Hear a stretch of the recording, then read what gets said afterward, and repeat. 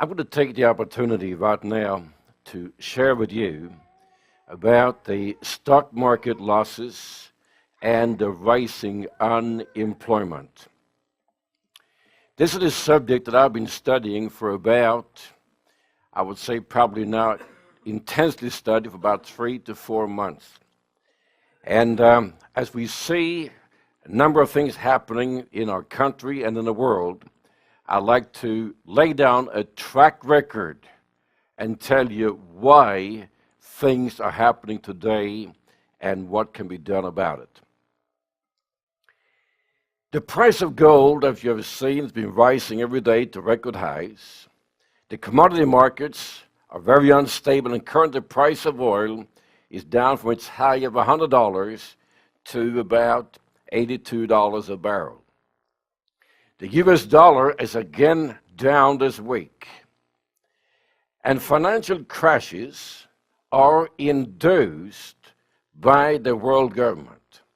Now, I want to show you here today what you have not read in your history books. This is something that they simply do not want you to know.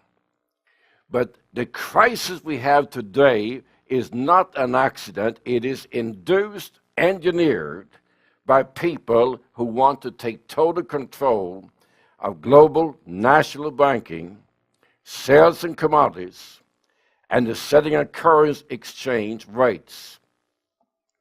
All banking and other financial corporations are controlled by this world government. There is approximately 20 corporations that are used to rule the entire financial market in the world.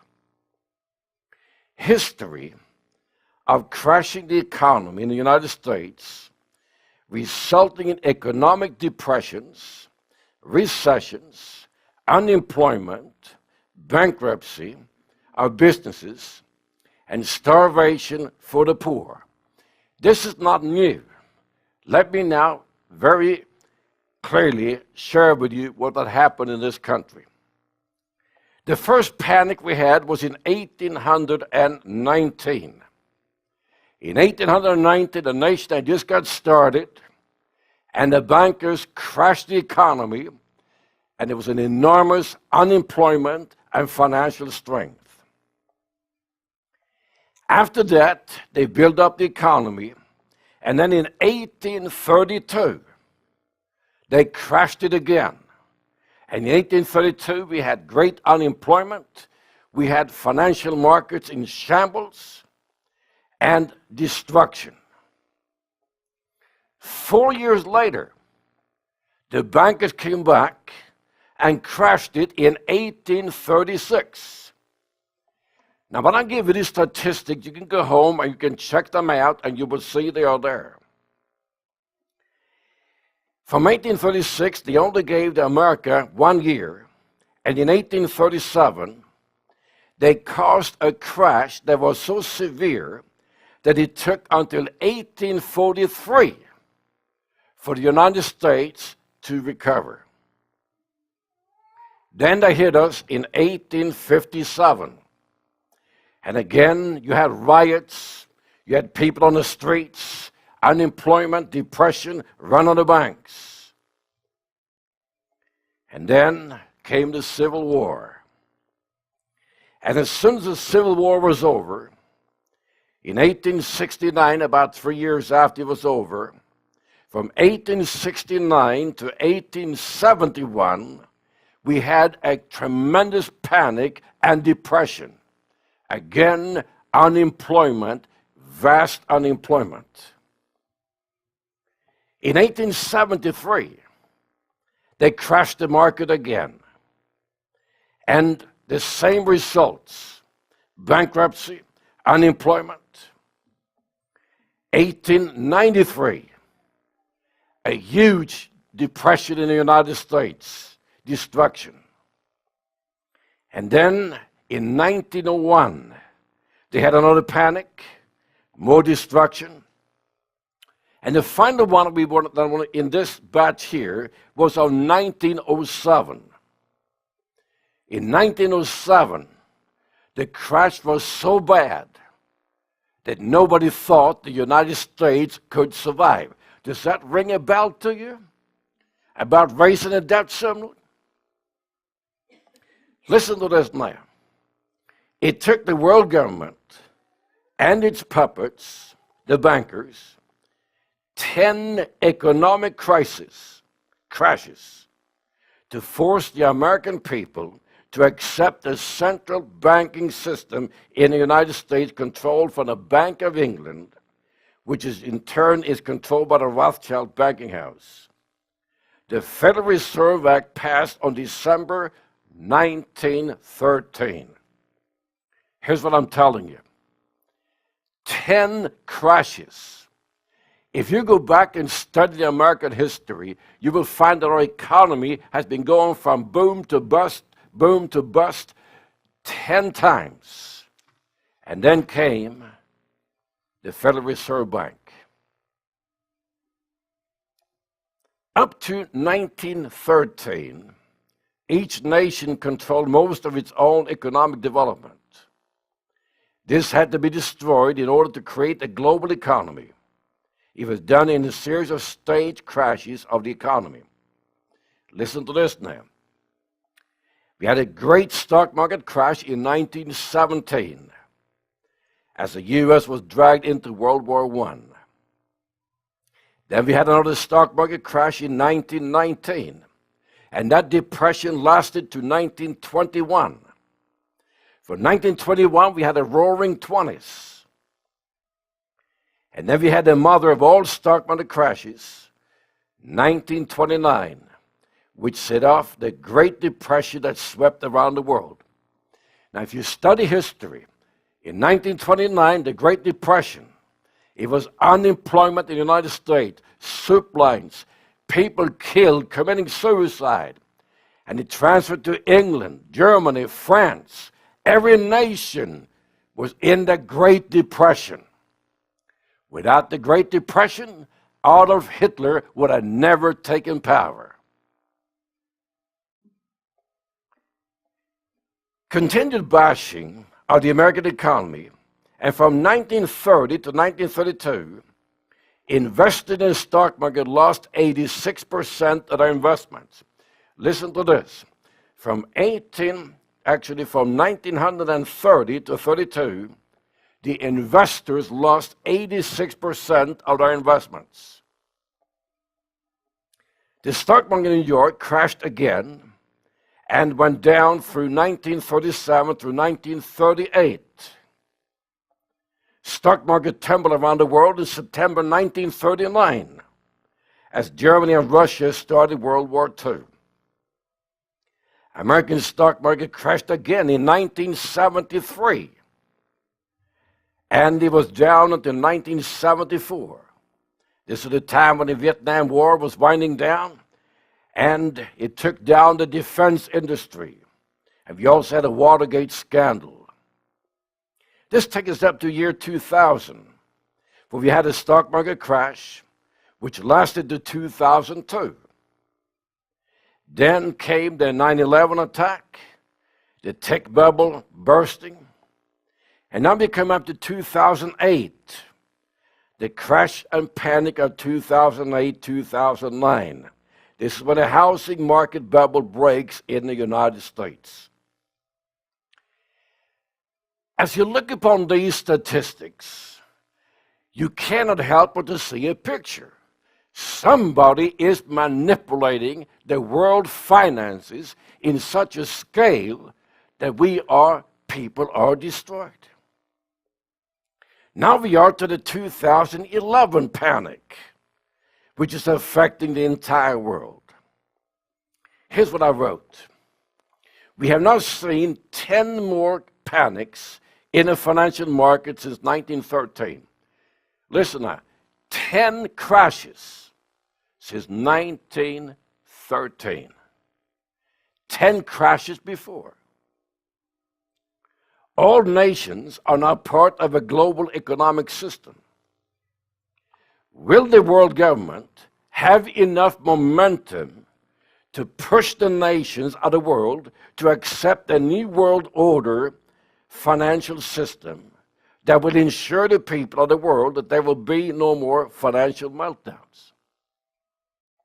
In Europe right now, the cry is, we cannot continue like this. And they are calling in the European Union to have a special financial department set up where every nation from England, France, Germany surrender their finances to a department of the European Union in order to streamlining it. Interesting.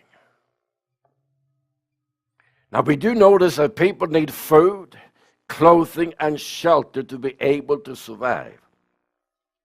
I want to take you now to the book of Revelation, chapter 13. The book of Revelation, chapter 13, I'm just going to read a couple of verses there.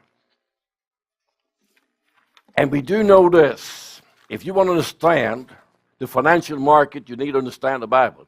By the way, all the commentators on ABC, NBC, CBS, and Fox News and CNN, they are a bunch, I would call them uninformed idiots that are just talking and yapping about this and yapping about that.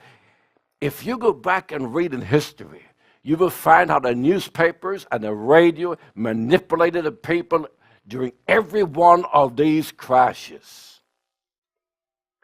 In Revelation 13:1, we read this. And I stood upon the sand of the sea, and I saw a beast rise up out of the sea, having 7 heads, 10 horns, and upon his horn 10 crowns, and upon his head the name of blasphemy.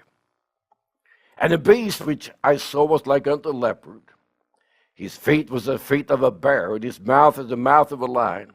And the dragon gave him his power, and his seat, and great authority. The Antichrist is going to have his seat given to him by Satan. And he has power from Satan. Listen to this now. The Antichrist system is not going to come through war. It's going to be a financial takeover. In the same chapter, I want to read this from verse number 16. And he causes all, both small and great, rich and poor, free and bond, to receive a mark in the right hand with their foreheads. And that no man might buy or sell, save he that had a mark, or the name of the beast, or the number of his name. His wisdom, let him that has understanding count the number of the beast. For he's the number of a man. His number is 666. 3 weeks ago, we saw London burn, and we saw other cities in England burn. And there was riots, and it took them about 4 days to put it down.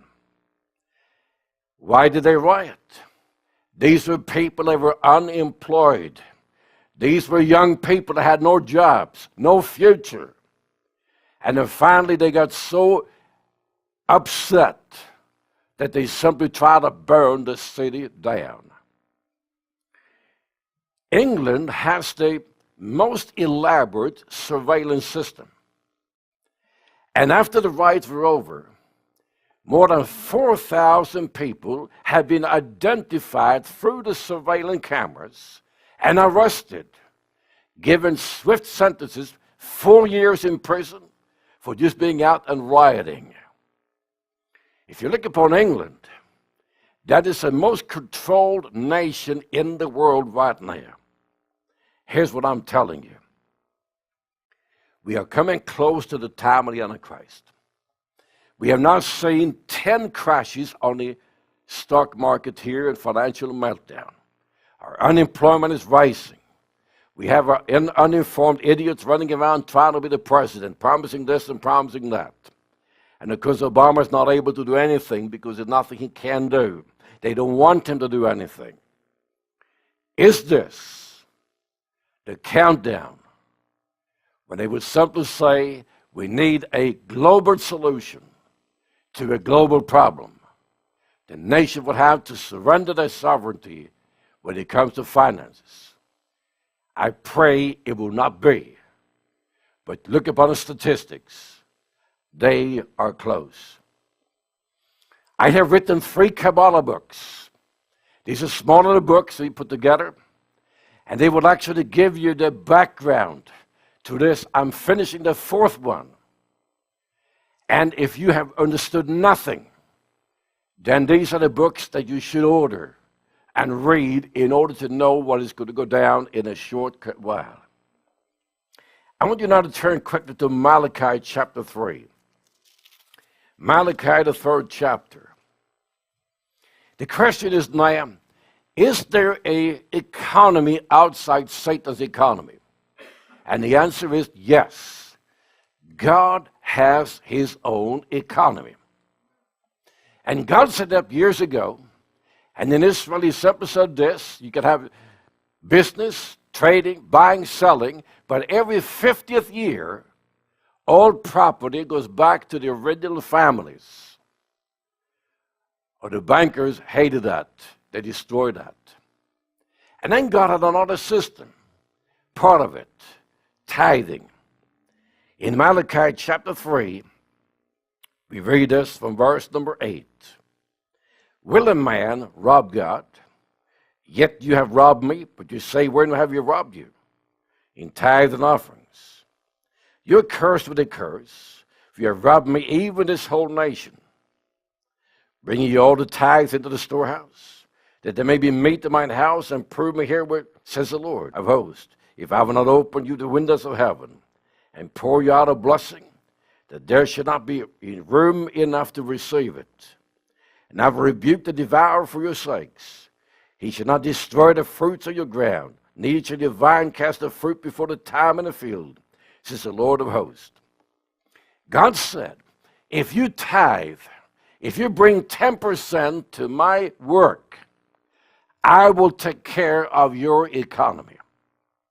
We have a number of businessmen in this congregation, and they have been tithing for a long time.